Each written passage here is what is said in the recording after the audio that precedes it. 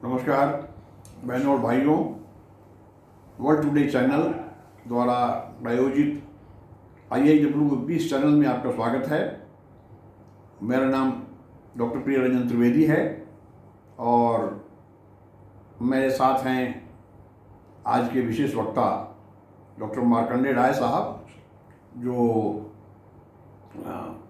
25 वर्षों से भी ज़्यादा यूनाइटेड नेशन सिस्टम में काम कर चुके हैं, खासकर हैबिटेट डिवीज़न में अर्बन प्लानिंग, अर्बन डेवलपमेंट और यूथ अफेयर्स इत्यादि विषयों पर वो विस्तृत चर्चा कर चुके हैं। आजकल विश्व शांति के प्रचार प्रसार में भी वो तल्लीन हैं और साथ ही साथ भारतवर्ष के 2 विश्वविद्यालय जिसे इन्होंने ज्वाइन किया है सेवानिवृत्ति के बाद, उसका नाम है इंदिरा गांधी प्रौद्योगिकी और चिकित्सा विज्ञान विश्वविद्यालय अरुणाचल प्रदेश और भूमंडलीय मुक्त विश्वविद्यालय नागालैंड। तो अब बताऊं कि ये PhD करने के बाद स्टैटिस्टिक्स में MSc करने के बाद इन्होंने पटना विश्वविद्यालय में व्याख्याता के रूप में अपना योगदान दिया और वहाँ पर लगभग 6-7 साल काम करने के बाद ये विदेश चले गए। वहाँ पर विभिन्न संस्थाओं में काम करने के बाद वो फिर पिछले 25-26 वर्षों से यूनाइटेड नेशंस में नैरोबी में जो यूएन हैबिटेट का कार्यालय है उसमें विभिन्न पदों पर इन्होंने काम किया। सो इनके पास प्रख्यात ज्ञान है क्योंकि स्टैटिस्टिक्स बैकग्राउंड के हैं। और आज क्योंकि विश्व सांख्यिकी दिवस है जिसे संयुक्त राष्ट्र संघ ने वर्ष 2000 में फरवरी में जो इनकी बैठक हुई उसमें रिजॉल्व किया गया कि अभी 20 अक्टूबर को 2010 को ही पहला विश्व सांख्यिकी दिवस मनाया जाए, फिर 15 मना और 20 मनने वाला है कल। ये तृतीय ऐसा अवसर है जिसमें कि यह दिवस मनाया जाएगा। इसकी बड़ी महत्ता है। मैं मार्कंडेय राय साहब से अनुरोध करूंगा इस अवसर पर पहले जो इसका थीम है इसके परिचय पर प्रकाश डालें। धन्यवाद त्रिवेदी जी, आज ये अवसर देने का। विश्व सांख्यिकी दिवस की पूर्व संध्या पर आज हम लोग चर्चा करेंगे। जो मेन मुख्य विषय है विश्व सांख्यिकी दिवस का कि विश्व को कैसे जोड़ा, connecting the world with data we can trust. आज पूरे विश्व को जोड़ने के लिए डेटा की अहम भूमिका क्या होगी, कैसे विश्वसनीय आंकड़े इकट्ठे किए जाएं, ये बहुत बड़ी चुनौती है। भारत इसमें काफ़ी अग्रणी रहा है।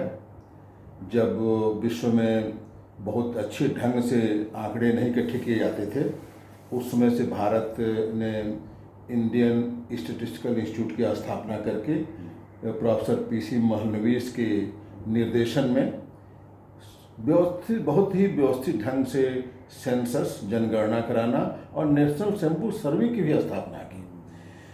ज़रूरत क्या है कि इसको कैसे विश्वव्यापी बनाया जाए।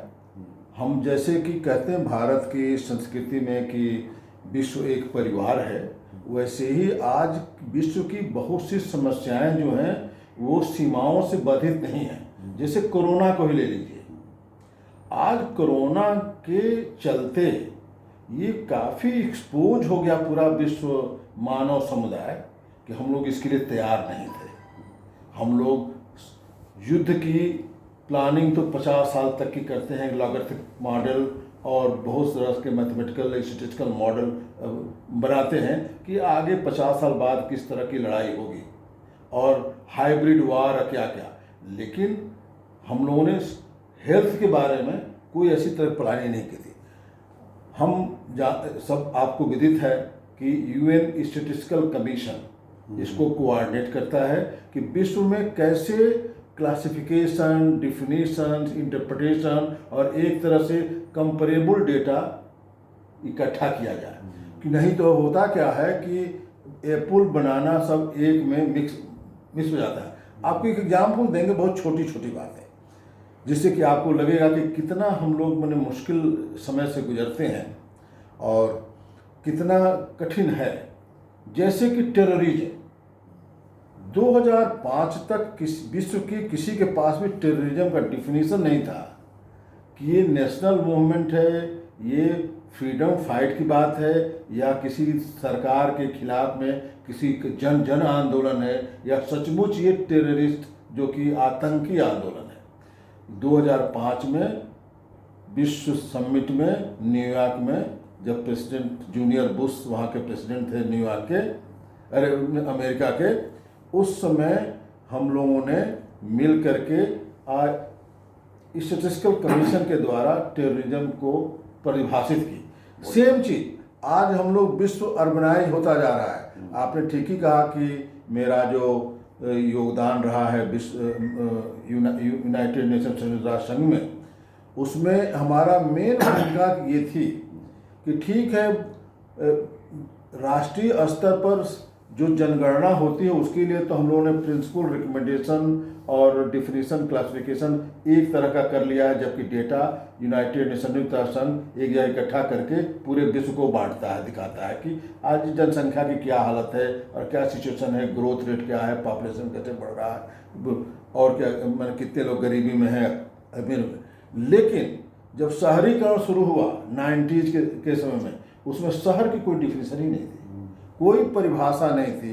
हमको जब संयुक्त राष्ट्र संघ ने आमंत्रित किया काम करने के लिए, तो हमको यही काम दिया गया कि कैसे आप अर्बन सिटी स्टेटिस्टिक्स को डिफाइन करेगा, डिफिनीशन दीजिएगा, और कैसे एक तरह से पूरे विश्व में एक तरह के डेटा कलेक्ट किए जा सकते हैं।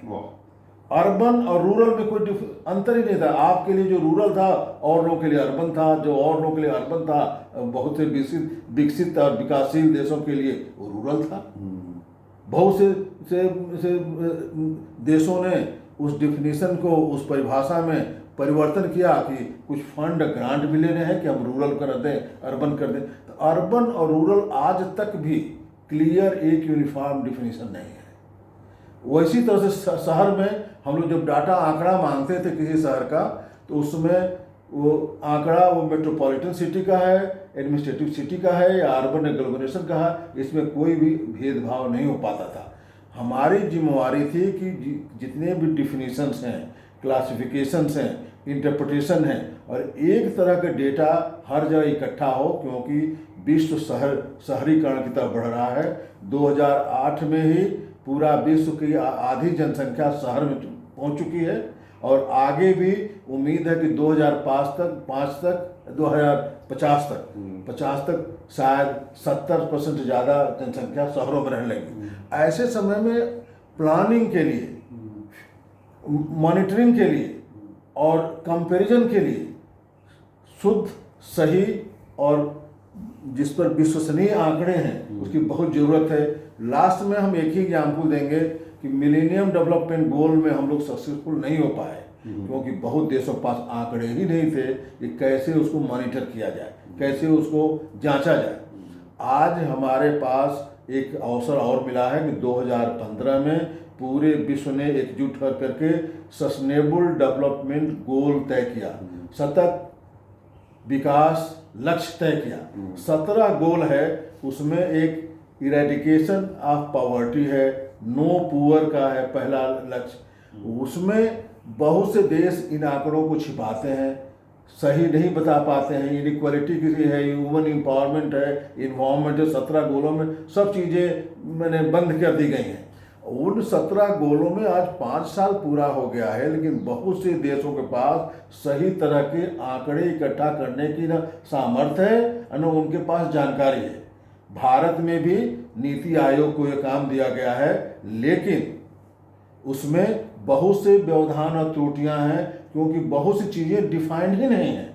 जैसे कि स्मार्ट सिटी इंडिया बनाना चाहती है, हम स्मार्ट सिटी बनाएंगे, 100 शहरों को स्मार्ट बनाएंगे। स्मार्ट सिटी का इंडिया के पास अभी तक डिफिनीशन ही नहीं था। तो वैसे स्थिति में जो आपने कहा क्वालिटी काउंसिल ऑफ इंडिया का मेरा अनुभव, quality of council of India को बहुत से काम दिए गए हैं जो कि न उनके पास बेस लाइन डेटा है, न उनके पास कोई सही मेथोडोलॉजी है। वो रैंकिंग करते हैं शहरों के, कौन शहर सबसे स्वच्छ है। डेटा इकट्ठा करने वाले जो हैं, जैसे जनसंख्या में होता है कि जो लोग कम पढ़े लोग हैं, जो छोटे मोटे पदों पर काम करते हैं, उनको नियुक्त किया जाता है। उस छोटे मोटे लोगों के कलेक्ट किए हुए डेटा पर हम लोग मॉडलिंग करते हैं, हम लोग प्लानिंग करते हैं और हम लोग भविष्य की अपनी परिभाषित करते हैं कि कैसे हमारा विकास होगा, कितने हमको डॉक्टर चाहिए, कितने इंजीनियर चाहिए, कितने टीचर चाहिए, कितने अदर स्किल में लोग चाहिए। इस तरह की प्लानिंग के लिए उसी डेटा पर हमारा सब कुछ माने एनालिसिस और मॉडलिंग ये होता है। इसलिए बहुत ज़रूरी है कि डेटा जिस पर कि विश्वास कर सकें दूसरे भी और हम खुद विश्वास कर सकें। बहुत बार तो हम खुद नहीं विश्वास करते हैं। जैसे कि आप लास्ट एग्जाम्पल देंगे स्लम का। स्लम सबको पता है कि स्लम क्या है, डिफरेंट नाम से जाना जाता है, कहीं फवेला कहते हैं उसको, कहीं मैंने बहुत खराब एरिया कहते हैं, चाहे जहाँ की ड्रग का काम चलता है, सबको पता है कि स्लम क्या है। लेकिन जब तक मैं यूनाइटेड नेशन में नहीं ज्वाइन किया तब तक स्लम डिफाइन नहीं था। अब मैंने हर कोशिश करके स्टैटिस्टिकल कमीशन के थ्रू स्लम को परिभाषित किया कि हर देश में जनसंख्या के साथ स्लम में भी कितने लोग रहते हैं। अब इन दिल्ली के बारे में भी और इंडिया के बारे में जब हम लोग स्लम पर डेटा इकट्ठा किया तो यहाँ के पार्लियामेंट में बहुत बड़ा हंगामा हुआ और उस समय हम लोग को बुलाया गया डिफेंड करने के लिए और कहा गया कि अभी पार्लियामेंट चल रहा है, इस तरह का यूएन रिपोर्ट छापेगी तो हम लोग की बड़ी बदनामी होगी और हम लोग की सरकार को बड़ा खराब असर पड़ेगा। उस समय कांग्रेस की सरकार थी, इसलिए हम लोग कहा गया कि कहिए परसेंटेज ना दे करके कहिए कि हाई परसेंटेज, ना कि 50% या 40% कहिए, high percentage of population in slum area रहती है दिल्ली में। तो वैसे करके बहुत इस पर पॉलिटिक्स भी होती है। डेटा बड़ा क्या कहते हैं सेंटिमेंटल और बहुत सेंसिटिव चीज़ हो गया है। आज के सोशल मीडिया के दौर में डेटा की कमी नहीं रह गई है। आंकड़े हर तरह के आपको मिल जाएंगे, उन आंकड़ों को लेयर आफ्टर लेयर रख करके बहुत से फोरकास्ट भी किए जा रहे हैं, लेकिन आंकड़े सही हो ये बहुत जरूरी है। इसके लिए हर प्रयास करना चाहिए कि ये कंपेरेबल भी हो, ताकि एक स्टेट दूसरे स्टेट से और एक कंट्री दूसरे कंट्री से भी डेटा का कंपैरिजन कर सके। अगर हमारी डिफिनीशन और हमारी परिभाषा हमारे डेटा का दूसरा होगा, दूसरे का दूसरा होगा, वैसी स्थिति में एक बास्केट में बनाना एप्पल रखने जैसा हो जाएगा और वो डेटा का बहुत माने नहीं निकल पाएगा। बहुत सी कंट्री, बात आप सही कहते हैं कि बहुत पॉलिटिकल और सेंसिटिव इशू है, ये राजनीति से या सरकार से ये है। लोग कोई भी क्राइम पर सही डेटा नहीं देना चाहते हैं, अगर कोई डोमेस्टिक वायलेंस होता है उस पर डेटा नहीं देना चाहते हैं, यहाँ तक गरीबी पर हंगर पर भी डेटा नहीं देना चाहते हैं लोग कि कितने लोग गरीबी से मर रहे हैं या कितने लोग गरीबी रेखा से नीचे जा रहे हैं या कितने लोग भूख से प्रताड़ित हैं। तो वैसे में हम लोगों को सबको एडुकेट करने की ज़रूरत है। इसमें एकेडमिक इंस्टीट्यूशंस, भारतीय सांख्यिकी संस्थान जो है उसमें बहुत बड़ा योगदान दे सकती है कि लोगों में अवेयरनेस क्रिएट किया जाए और लोगों में अवेयरनेस क्रिएट करके एक तरह से डेटा को सही मामले में, अभी थोड़े दिन पहले देख रहे हैं कि डेटा इतना इम्पोर्टेंट हो गया है कि जो कंट्री आपसे द्वेष करती हैं, झगड़ा करती हैं, जो व्यापार करना चाहते हैं, हर कंट्री डिफरेंट तरह के डेटा सोशल मीडिया के थ्रू, यहाँ तक कि व्हाट्सएप के थ्रू, फेसबुक के थ्रू इकट्ठा करती हैं और कभी कभी आपके खिलाफ भी प्रयोग किया जाता है। इसलिए बहुत ही केयरफुल, सावधानी पूर्वक हर आदमी को ध्यान रखना चाहिए कि कोई डेटा किसी के खिलाफ में गलत ढंग से इस्तेमाल ना हो। बहुत बहुत धन्यवाद राय साहब, आपने बहुत माकूल बातों की चर्चा की है। आपने अभी कहा था कि आपके पास भी कुछ सवाल हैं, पूछना चाहेंगे, तो अभी कुछ समय बचा हुआ है, आप पूछें, मैं जहाँ तक होगा उसका उत्तर दे पाऊँगा।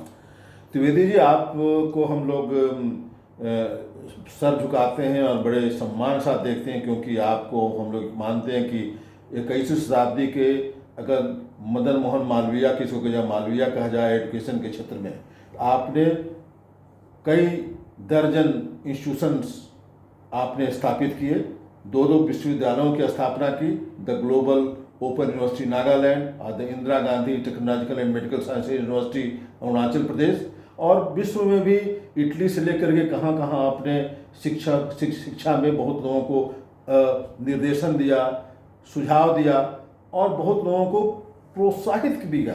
सैकड़ों किताबें आपने छापी जो रिसर्च पर आधारित है, इंसाइक्लोपीडिया भी आपने कितनी बनवाई। आपको क्या लगता है कि रिसर्च में सांख्यिकी की क्या अहम भूमिका होती रही है, आगे होने वाली है? बहुत बहुत धन्यवाद। मैं इस पर बताना चाहूँगा, असल में सांख्यिकी का महत्व क्या है ये मैं तब जाना जब मैं बैचलर्स और मास्टर्स डिग्री इंजीनियरिंग में और मैनेजमेंट में कर रहा था। तो मेरे इंजीनियरिंग के बैचलर, मास्टर्स और मैनेजमेंट में मास्टर्स के दौरान बार बार लगभग 2-3 ऐसे पेपर मिले जो स्टैटिस्टिक्स से संबंधित थे। हम लोगों ने कहा कि हमें इंजीनियर बनना है, स्टैटिस्टिक्स पढ़ा रहे हैं आप, मैनेजमेंट एक्सपर्ट चाहते हैं बनाना आप, और पढ़ा रहे हैं स्टैटिस्टिक्स। तो फिर इसके पहले क्लास हो, कोई दूसरा विद्यार्थी ने पूछा नहीं, मैंने पूछा। बाद में जितने भी हमारे साथी थे उन्होंने हमें साधुवाद दिया, भाई द्विवेदी अच्छा कर दिए तुम, पूछ लिए, नहीं तो हम जानते भी नहीं थे उपयोगिता क्या है। टीचर ने बताया, और उसके बाद कई बाहर के टीचर आए जो फील्ड में काम कर रहे थे, पार्ट टाइम प्रोफेसर्स। उनका कहना था कि इसकी बड़ी उपयोगिता है। इंजीनियर अगर हैं, उनके पास अगर डेटा नहीं है, अगर मान लीजिए फैक्ट्री में एक्सीडेंट होता है तो उसकी क्या प्रोबेबिलिटी है, और एक्सीडेंट में और एब्सेंटीज में क्या कोरिलेशन है, रिग्रेशन है, तो ये सब जब तक स्टैटिस्टिक्स के विभिन्न बिंदुओं को नहीं पढ़ेगा आदमी तो काम नहीं बनेगा। तो हमें लगा कि भाई ठीक बात है। तो हम लोगों ने बड़ी मेहनत की, और उसके बाद जब संस्था निर्माण के क्षेत्र में आया तो पहला तो काम किया कि जितने स्कूल थे उनको भी हमने पत्र लिखा, बोर्ड्स को लिखा कि आप स्कूल के स्तर पर ही सांख्यिकी, स्टैटिस्टिक्स का ज्ञान प्राप्त कराएं, ताकि लोगों को अंकगणित के अलावा स्टैटिस्टिक्स पढ़ाएं। तो 10+2 के अवसर पर उसको हम लोगों ने डलवाया, इस प्रकार पर्यावरण की पढ़ाई को डलवाया, और बाद में यह भी रिकमेंड कराया कि क्वालिटी कॉन्शसनेस भी डाला जाए। उसमें टाइम लगा।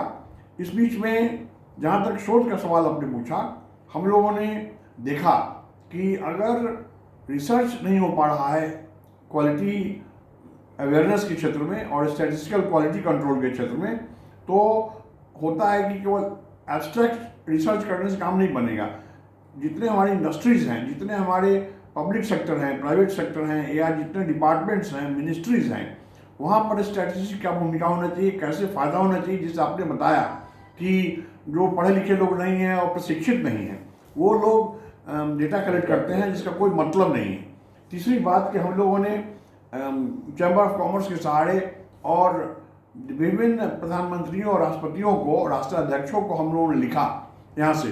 तब लिखा जो हमें लगा कि वर्ष 1995 में जब हमें लगा कि दुनिया में एक MSc टोटल क्वालिटी मैनेजमेंट की पढ़ाई होनी चाहिए, जिसमें टोटल हमने 15 पेपर डाला, 6 पेपर स्टैटिस्टिक्स का, बाकी पेपर क्वालिटी साइंस का, क्वालिटी मैनेजमेंट का। तो डालने के बाद उसे हमने जो आपका इंटरनेशनल स्टैंडर्ड्स ऑर्गेनाइजेशन है वहाँ भी भेजा जी। वहाँ के प्रधान ने हमें गुड विशेस कहा कि इतना उत्तम सिलेबस है कि कॉमा फुल स्टॉप नहीं लगा सकते हम। उसी चिट्ठी को मैंने UGC को लिखा, बोला कि भाई ISO का लिखा हुआ है, मैं क्या करूँ, हमारे यहाँ तो कोई एक्सपर्ट है नहीं, आप पढ़ाइए इसको। तो हम लोगों ने 95 में ही चालू किया, क्योंकि उस समय सिक्किम मणिपाल यूनिवर्सिटी को हम खुलवा चुके थे, वहाँ पर चालू हुआ। वहाँ चालू होने के बाद हमें लगा कि अब स्टडी मटेरियल बनाएं, साथ साथ एनसाइक्लोपीडिया बनाएं। तो 96 में ही हमने encyclopedia of total quality management, जो 3200 पेज का था, मतलब लगभग 300 पेज प्रति वॉल्यूम, 10 वॉल्यूम का था, वो है। उसको हम हर 2-3 साल पर रिवाइज करते रहे, क्योंकि क्वालिटी के क्षेत्र में बहुत सारे नए नए स्टैंडर्ड्स आ गए और आते रहे हैं, चाहे हेल्थ के बारे में, पर्यावरण के बारे में, हॉस्पिटल के बारे में। तो इस प्रकार आगे काम होता रहा। और जैसा कि मैंने बताया, 95 में ही सिक्किम मणिपाल यूनिवर्सिटी को तंदुरुस्त करने के लिए दिल्ली में हमने, इसी प्रांगण में हमने क्वालिटी इंस्टीट्यूट ऑफ इंडिया, भारतीय गुणवत्ता संस्थान का उद्घाटन तत्कालीन प्रधानमंत्री अटल बिहारी वाजपेयी साहब से कराया। वो भी उनके घर पे जाके कराया। उन्होंने कहा कि मैं नहीं आ सकता, आप आएँ, और हमारे यहाँ 300 लोगों के बैठने की व्यवस्था है। हम कहा 300 लोगों को मैं नहीं लाना चाहता सिक्योरिटी पॉइंट ऑफ व्यू से। बोले आप 51 आदमी लाइए, अच्छा नंबर है। हम यहाँ से गए करीब 45 आदमी, बाकी वहाँ के अफसरान बैठ गए, और बैठने के बाद उसमें विशिष्ट चर्चा हुई कि क्या ज़रूरत है। हमने ISO के जो सेक्रेटरी जनरल हैं उनका हमने गुड विशेष पढ़ाया। तो उन्होंने बताया उसी गाइडलाइन के अनुसार फिर बाद में क्वालिटी काउंसिल भी खुला और बहुत सारी बॉडीज़ खुली, जिसको कोलैबोरेटिव वेंचर है भारत सरकार और जो जितने फेडरेशन हैं उनके बीच में। तो आपने ठीक कहा कि उपयोगिता बढ़ी है।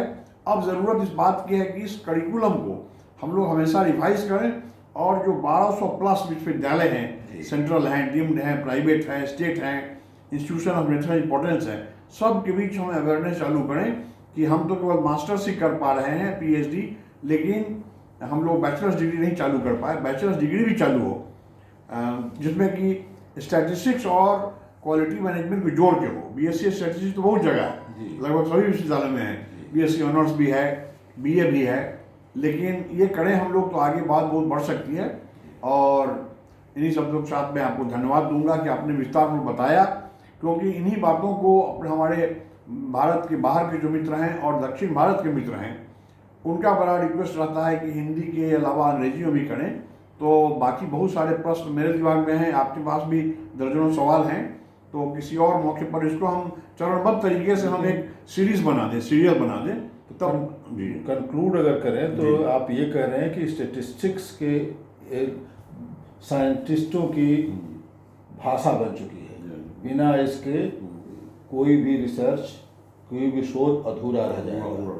ज़रूरत है इसमें रिफाइनमेंट की, इसमें और भी सिलेबस को और उन्नत करने की, जहाँ की आज की ज़रूरत के अनुसार बिग डेटा, मेटा डेटा को कैसे मैनेज करें, कैसे एनालिसिस करें और कैसे अपने प्लानिंग, फ्यूचर प्लानिंग के लिए उसका उपयोग करें, इंक्लूडिंग सस्टेनेबल डेवलपमेंट गोल को मॉनिटर करने के लिए और उसके प्रगति को भी अपना मॉनिटर करने के लिए हम इसका उपयोग सही ढंग से करके अपने देश को आगे बढ़ा सकते हैं।